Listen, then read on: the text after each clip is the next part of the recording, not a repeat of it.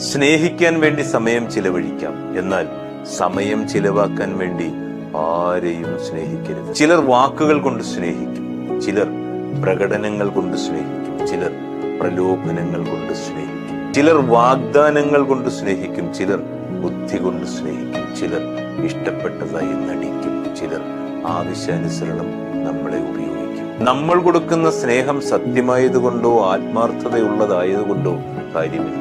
ആ സ്നേഹം കിട്ടുന്നവർക്ക് അത് തിരിച്ചറിയാനുള്ള മനസ്സുണ്ടാകും. സ്നേഹിക്കപ്പെടുന്നു എന്ന തോന്നലിൽ നിന്നും എത്ര പെട്ടെന്നാണെന്ന് മനുഷ്യൻ ആരുമില്ലായ്മയിലേക്ക് ചുരുങ്ങിപ്പോകുന്നത്. എത്രനാൾ കൂടെ ഉണ്ടായി എന്നതിലല്ല, എത്രമേൽ നമ്മളെ മനസ്സിലാക്കി എന്നതിലാണെന്നേ കാര്യം. രാപ്പകലുകളൊക്കെ ഏറെ ഉണ്ടായിട്ടും കൂടെയുള്ള ഒരാളിന്റെ ഉള്ളറിയാതെ രാവേറുമ്പോൾ ഉടലെറിയാൻ മാത്രമായി മാറിപ്പോകരുതെന്നേ ഈ സ്നേഹവും ബന്ധവുമൊക്കെ.